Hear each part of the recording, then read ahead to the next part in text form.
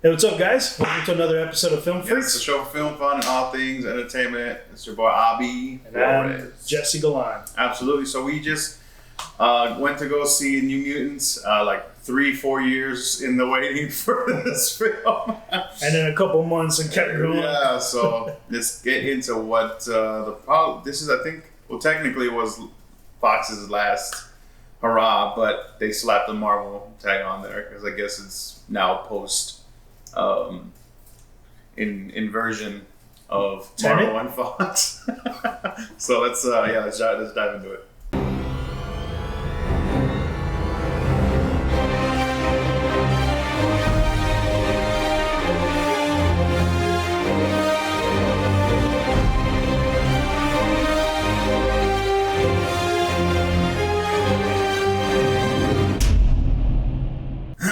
All right, so I absolutely love X-Men, so I was really excited for this, especially I wanted to see how they were going to do magic in this film. They said it was going to be a more horror type film. They definitely hit those notes, but there was a lot of craziness around this film. They kept backing it up, and they just kept pushing it back, then the Rona hit, and then they had to push it back more, but we finally got it, and I actually really liked it. You know, it wasn't something that was like fantastic. Like, this is one of the best X-Men films ever. You know, like every X-Men film has issues. But this one, I thought it was pretty good. I really enjoyed this little film of 5 kids in this psych ward and what they gave us. So what were your initial thoughts on this one? The what? That's first initial thought.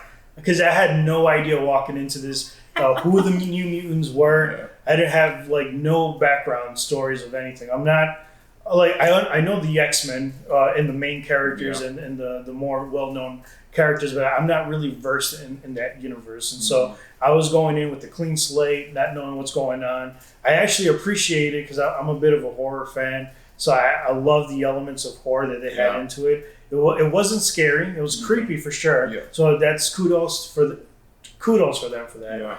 I enjoyed it overall again, just like you.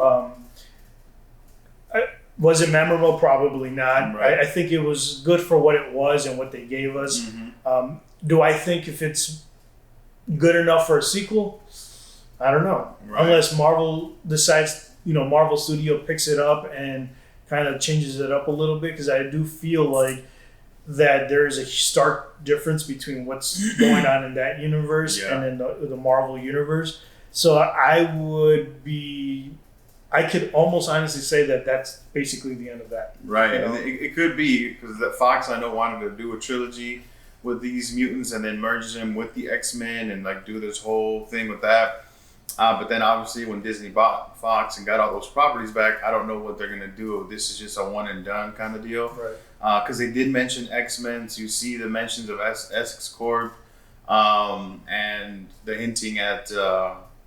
Sinister because of that. So you could see, how they were already kind of setting the pieces to weave it all together. Because even in Logan, you see Essex Corp in that as well, and in Apocalypse and those X-Men movies, you see all that. And it's funny because she kept saying my superior, right? And I thought she was referring to Charles Xavier, and even Sunspot does the whole little thing like that he does. But no, she's referring to Mr. Sinister the whole time, And I like that they threw that little curveball because that's what I thought it was who she was referring to. That you could move on from this to another facility, which was the School for Gifted youngsters. So that's what I thought, but that wasn't the case at all. As you see, way off. Once you see Mirage and her powers kind of evolving and how she was getting glimpses of things, and I thought magic was fantastic. Her sword, her armor. That whole interdimension thing that she was jumping in, she was pretty badass, and I really enjoyed that they just kind of did her right, and I like seeing her on the screen. The effects and everything was great. It was pretty good. I really enjoyed the effects, and I walking into it, you were saying how there was a bunch of mixed reviews. It was good. Yeah. Some people were saying it was forgettable and all these other things, and going in as a clean slate, not knowing any of these characters. I enjoyed the overall story. Right. What I didn't like, to be completely honest, was the whole the bear story about which bear to feed. Yeah. Like I've heard that story in terms of wolves. Yeah. The good wolf, the bad wolf, and it was like an old Native American tale. And I felt like, especially towards the end and how they ended, I felt like it was a bit too cheesy with that story and that being the core of the story. I was just like, that was a bit too cheesy for me personally.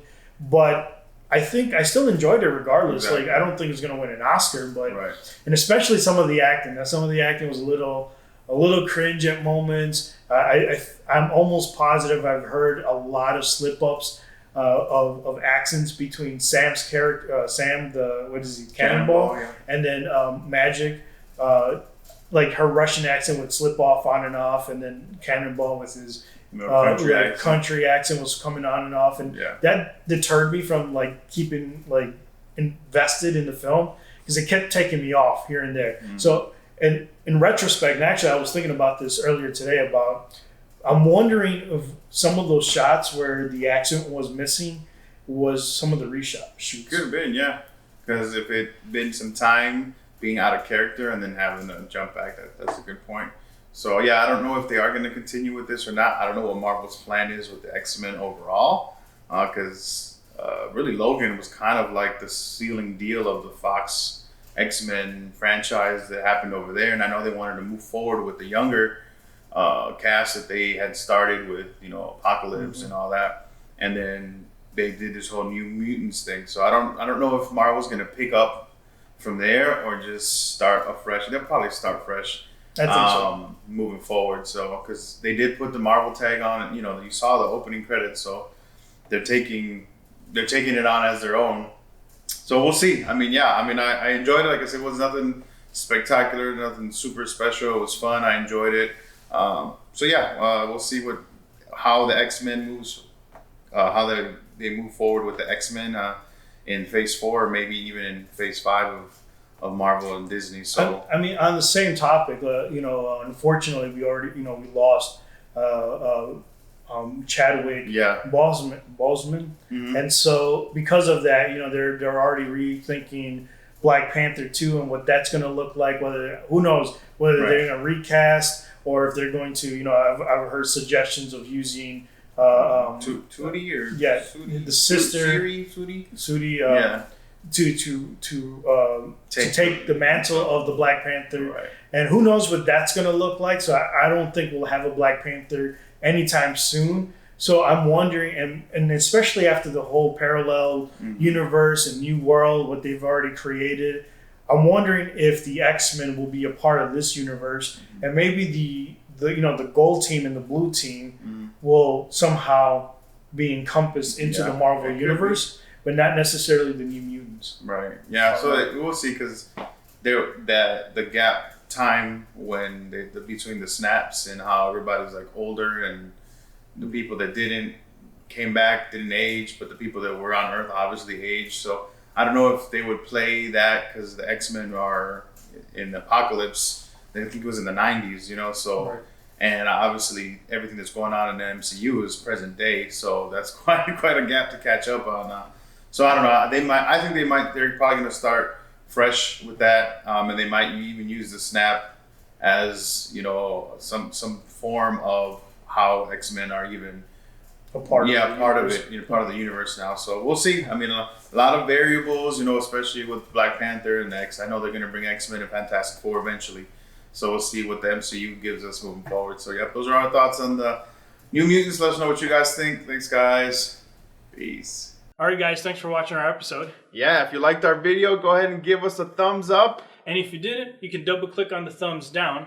Otherwise, don't forget to subscribe, comment, share, and like. Right on. And check us out on our other social media outlets at Instagram and Twitter. And please tweet us at FF Media News. Or you can engage with us through our email at ffmedianews@gmail.com. All right. Thanks, guys.